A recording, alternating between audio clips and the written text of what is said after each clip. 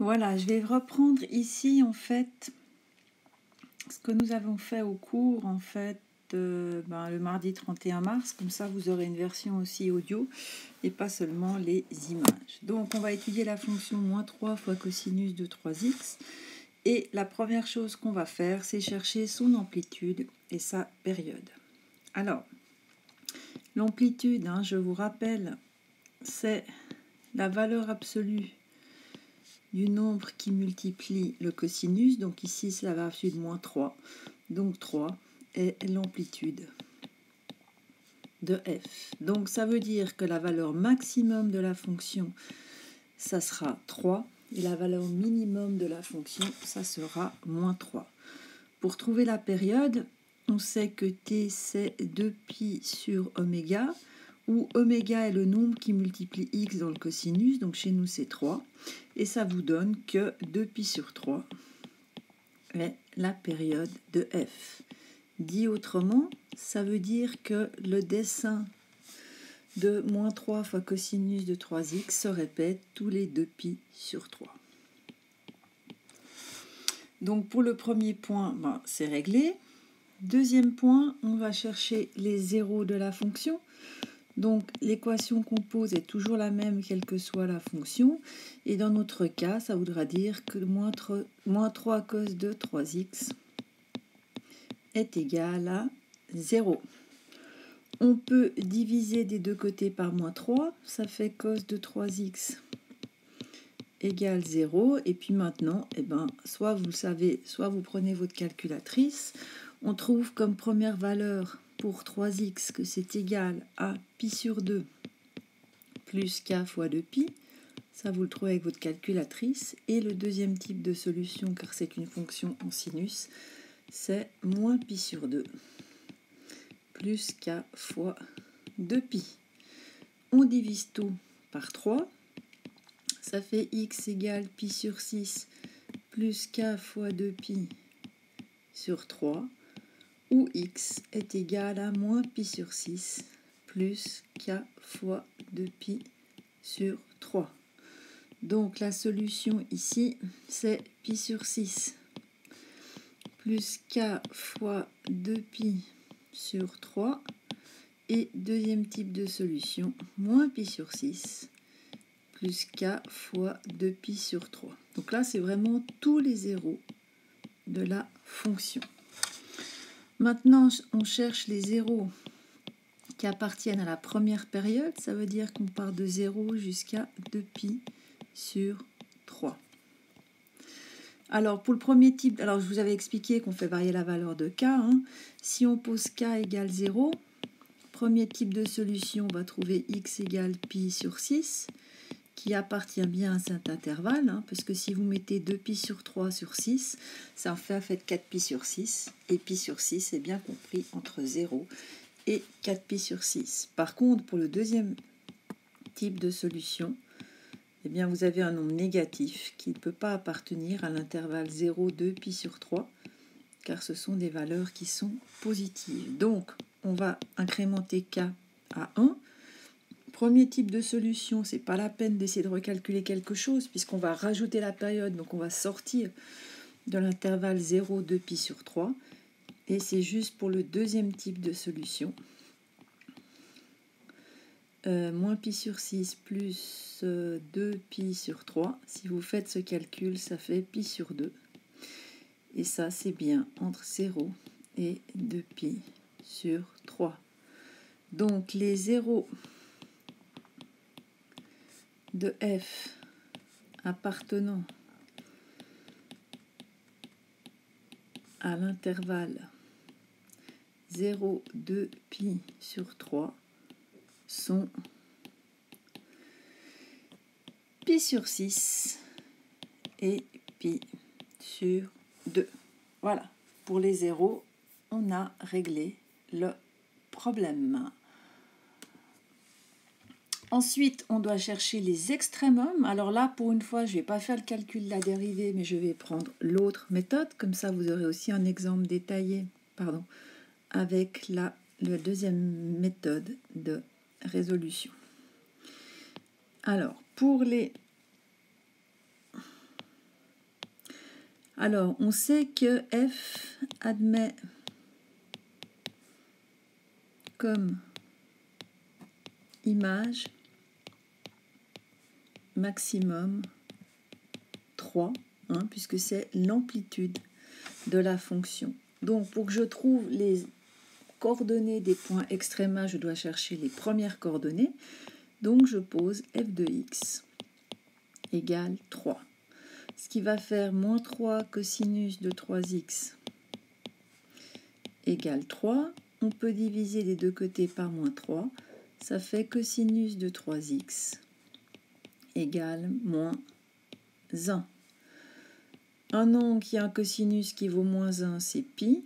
Donc, ça fait 3x égale pi plus k fois 2pi. Alors, vous pourriez chercher le deuxième type de solution, mais vous vous rendez compte que sur le cercle trigonométrique, pi et moins pi, vous êtes en fait au même endroit. Simplement, une fois, vous tournez dans le sens anti-horaire et une fois dans le sens horaire. Donc, ce point-là, soit vous y arrivez comme ça, et ça sera pi, soit vous y arrivez comme ça, et ça sera moins pi, mais c'est le même point. Donc finalement, vous n'avez qu'une solution, c'est la première, et on peut donc diviser par 3, ça fait x égale pi sur 3, plus k fois 2pi sur 3. Donc les maximums auront comme coordonnées pi sur 3 plus k fois 2pi sur 3 avec k appartenant à z. Ensuite, f admet comme image ou comme valeur, hein, comme vous voulez, minimum moins 3. Donc si on cherche les premières coordonnées des minimums, il faut résoudre f de x égale moins 3, ce qui revient chez nous à moins 3 cosinus de 3x égale moins 3. Et si on divise des deux côtés par moins 3, ça fait cos de 3x égale 1. Et à nouveau, par analogie, enfin avec la calculatrice où vous le savez, un angle qui a un cosinus de 1, c'est 0. Donc ça va faire x égale 0 plus k fois 2pi. Et le deuxième type de solution, il est inutile parce que ça va faire x égale moins 0 plus k fois 2pi. Donc c'est exactement la même solution. Et ça, c'est normal que vous n'en ayez pas deux. Parce qu'en fait, dans une période, on a seulement un minimum ou un maximum. Donc tout ça, pardon, j'ai oublié un 3 ici, 3x, donc x égale k fois 2pi sur 3. Donc les minimums seront de la forme k fois 2pi sur 3 avec comme image moins 3. Avec k appartenant à z. Donc je rappelle qu'ici, vous auriez pu aussi calculer la dérivée, la poser égale 0, trouver les premières coordonnées des extrémas, et ensuite les deuxièmes. Alors là, on vous demande de nouveau les extrémas qui appartiennent à l'intervalle 0, 2pi sur 3, donc toujours même méthode, on fait varier la valeur de k. Donc pour le maximum, si k égale 0, on va trouver comme valeur pi sur 3. Et là, on est bien dans l'intervalle qui nous intéresse. Et pour le minimum, si on pose k égale 0, on va trouver 0 qui appartient bien aussi à l'intervalle 0, 2 pi sur 3. Donc, les maximums, les extrémums, pardon, extrémum appartenant à l'intervalle 0, 2 pi sur 3, si on donne les coordonnées des extrémums, eh bien ça sera 0, moins 3 pour le minimum et pi sur 3, 3 pour le maximum. Alors une fois qu'on a tout ça, on va essayer de représenter cette fonction. Donc je vais revenir au début de l'exercice où j'avais préparé mon graphique. Donc je sais que les zéros, les deux premiers que j'avais trouvés, il y en avait un, alors on va quand même vérifier, hein, en pi sur 6 et l'autre en moins pi sur 6. Alors, comment placer en fait pi sur 6 sur ce graphique? Eh bien, l'idée, c'est qu'il va falloir partager en fait l'intervalle 0 pi cette fois en 6 parties égales. Alors là, moi, je ne sais pas si vous le voyez très bien, mais sur ma règle, pi, ça vaut environ 4. Donc, je vais prendre une machine à calculer, je vais faire 4 divisé par 6, et ça fait environ 0,7. Donc, tous les 0,7, ben, je vais rajouter un petit trait. Donc là, je serai à pi sur 6. Là, je serai à 0,6 et 0,6, ça fait 1,2. 2 pi sur 6, 3 pi sur 6, il est ici. Attends, voir, qu'est-ce que je suis en train de faire? 0,6, 1, 2, 3, oui, c'est juste. Je rajoute 0,6. Je rajoute 0,6. 0,6, ça va faire à peu près ici. Il y a juste un point ici qui n'est pas tout à fait juste. C'est, ouais, on va le faire à peu près. Je suis désolée, c'est pas toujours simple de faire les choses extrêmement bien, mais bon, on y arrive. Donc là, je partage simplement en 6 parties. Voilà, ici, ici, ici, et on peut continuer à le faire aussi de ce côté. Donc on descend à 0,6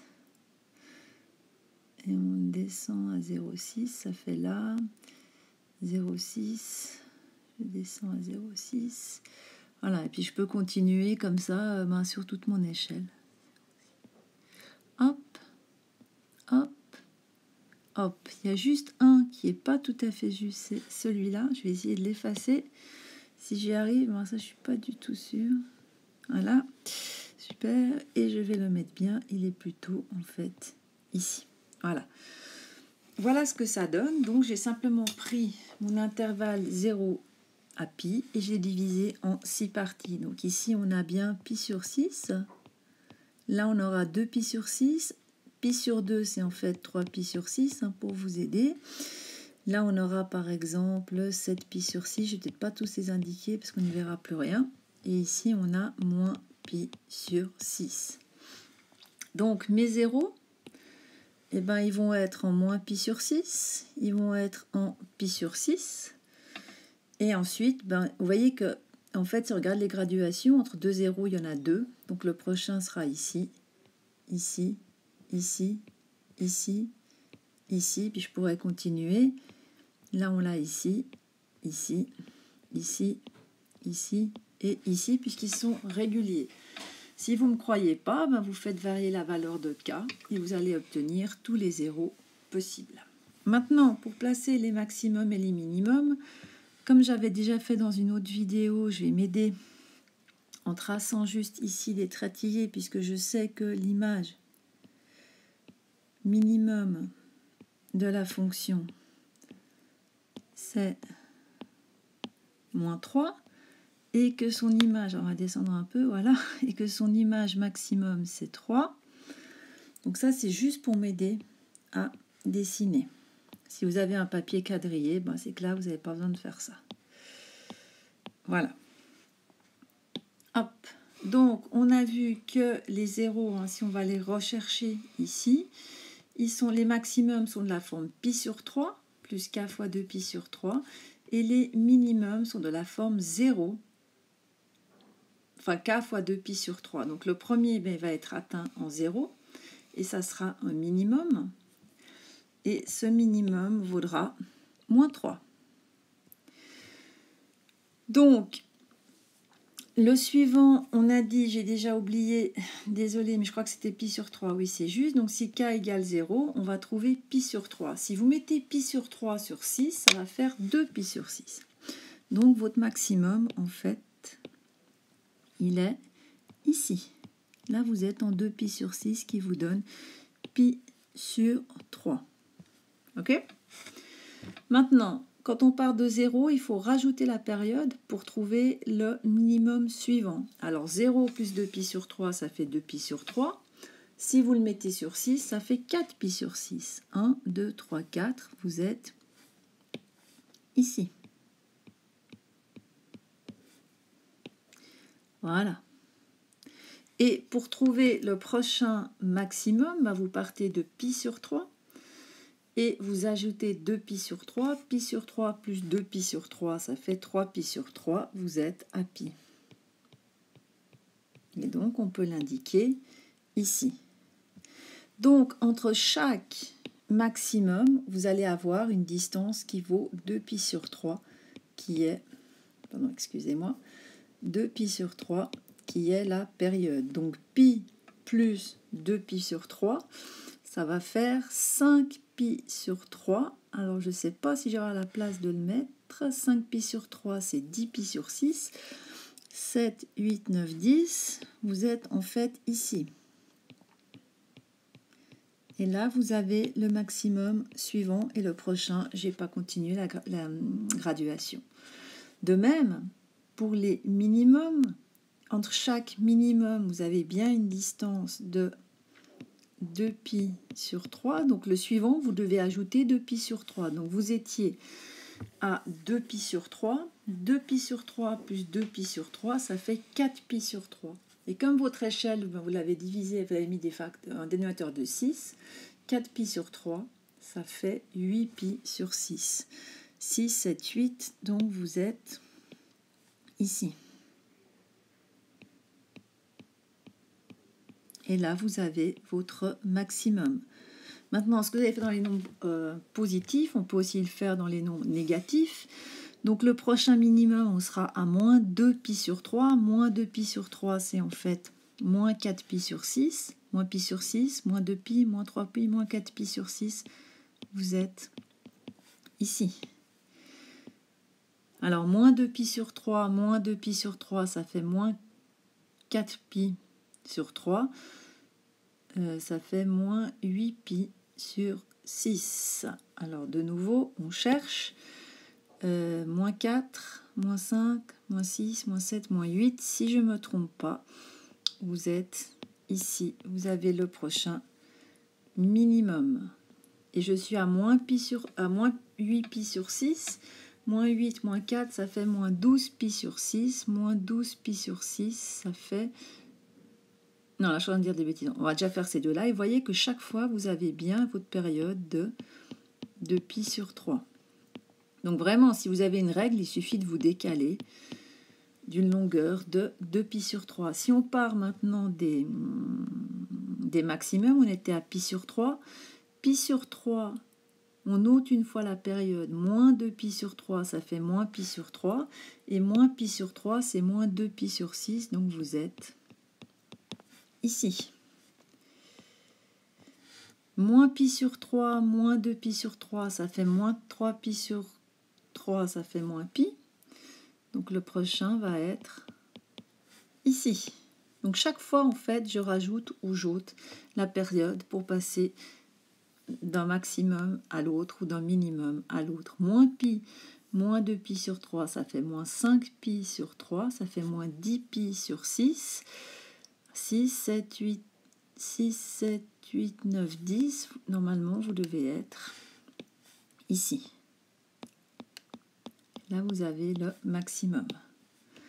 Donc, une fois qu'on a fait ça, il suffit de relier les points. On essaye de le faire le plus joliment possible. Et votre fonction, c'est une fonction qui part de moins 3, qui monte, qui arrive ici, hop, qui redescend, hop. Oups, là j'ai été trop, excusez-moi. J'ai voulu aller trop vite, donc on va y aller plus lentement. Ah. Donc on monte jusqu'au maximum, on redescend vers le 0, le minimum, le 0, le maximum, le minimum, le 0, le maximum, et on continue comme ça. Voilà.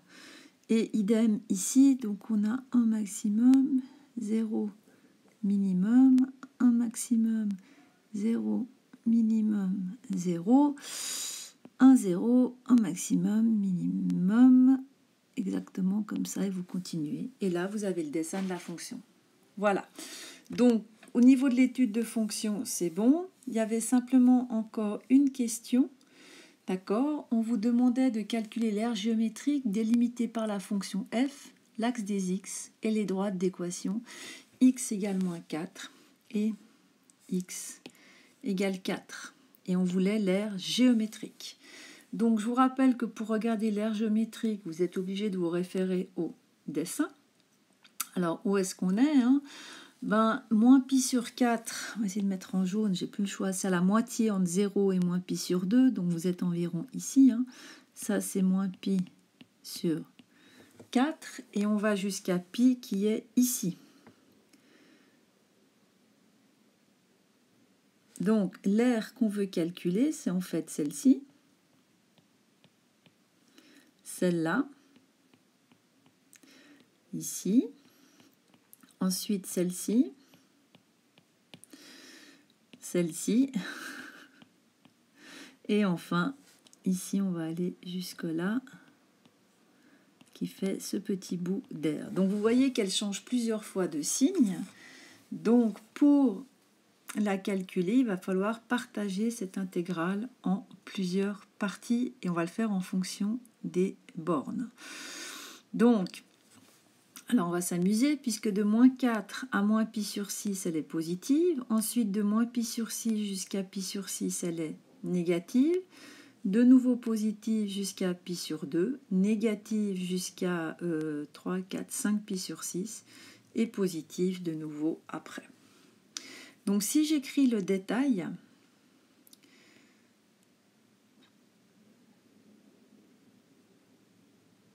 on va y aller.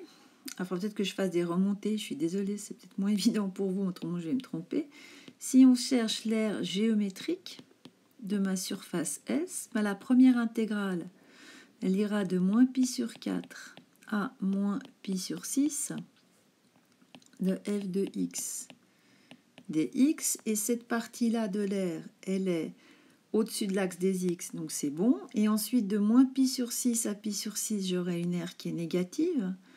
Donc, je vais devoir calculer la valeur absolue de moins pi sur 6 à pi sur 6 de f de x dx.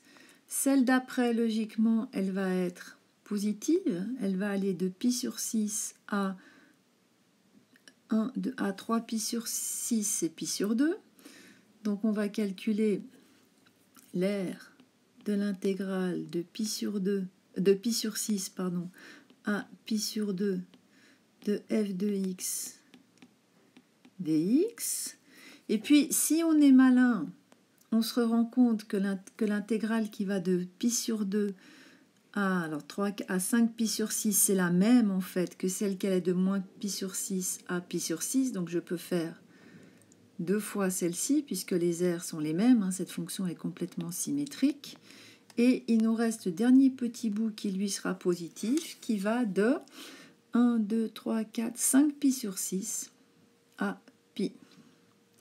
Donc il nous reste l'intégrale de 5 pi sur 6 à pi de f de x dx. Alors ça paraît grand, mais finalement vous n'avez qu'une fonction à intégrer, c'est toujours la même.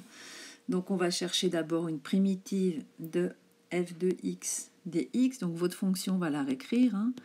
C'est moins 3 fois cosinus de x. Et si on cherche une primitive ou l'ensemble des primitives de f, eh bien, je vais sortir le cosinus de 3x, pardon.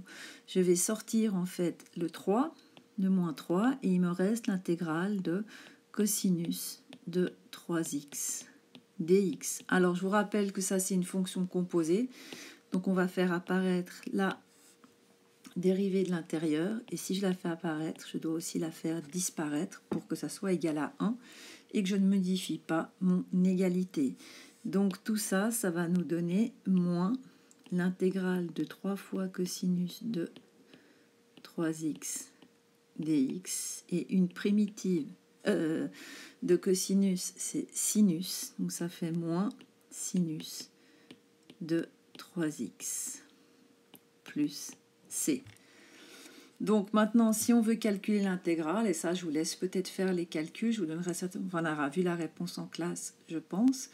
Eh bien, si on calcule la première intégrale, enfin je vais peut-être le faire avec vous, ça fera l'intégrale de moins pi sur 4 à moins pi sur 6 de f de x, pardon, dx, mais ça sera égal à une primitive, maintenant là, c'est moins sinus de 3x, qu'on calcule en moins pi sur 4, moins pi sur 6. Ça fait moins sinus de moins 3 fois pi sur 6, moins sinus de 3 fois moins pi sur 4. Alors, moins 3 fois pi sur 6, ça fait moins pi sur 2. Le sinus de pi sur 2, c'est moins 1, donc ça fait moins 1. Ici, on va mettre un plus parce qu'il y a moins aussi. Moins 3 pi sur 4, vous êtes, si je ne me trompe pas, dans le troisième cadran. Donc le sinus, a priori, va être négatif. Si je fais sinus, donc ça va faire... ça va faire moins racine de 2 sur 2.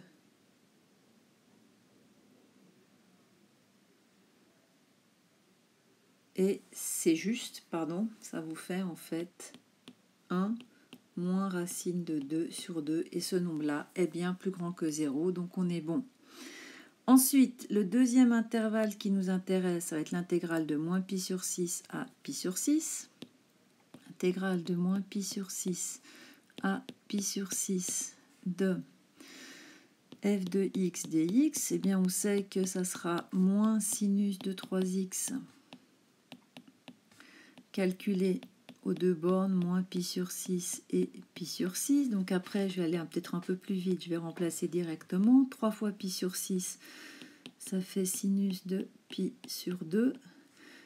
Et ensuite, ça va vous faire plus sinus de moins pi.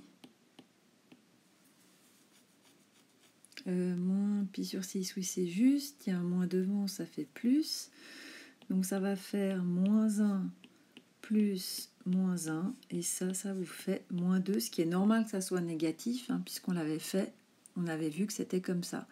Ensuite, on doit calculer l'intégrale de pi sur 6 à pi sur 2 de f de x dx, c'est moins sinus de 3x entre pi sur 6 et pi sur 2. Ce qui vous fait moins sinus de 3 pi sur 2, là je remplace directement, hein, plus sinus de pi sur 2, de pi, excusez-moi, 3 pi sur 2, c'est juste, x vaut pi sur 6, ça simplifie, ça fait sinus de pi sur 2, le sinus de 3 pi sur 2 c'est moins 1, moins 1, plus 1. Ce qui vous fait 2. Et il doit nous en rester une dernière, hein, qui est l'intégrale de 5pi sur 6 à pi de f de x dx. Ça fait moins sinus de 3x compris entre 5pi sur 6 et pi, ce qui vous fait moins sinus de 3pi plus sinus de 3 et 6, ça va de nouveau simplifier, va rester 5pi sur 2. Oula, pardon. Hop, 5pi sur 2. Alors le sinus de 3pi, ben, c'est 0. Et le sinus de 5pi sur 2, c'est la même chose que le sinus de pi sur 2, ça fait plus 1. Donc finalement, l'aire que vous cherchez,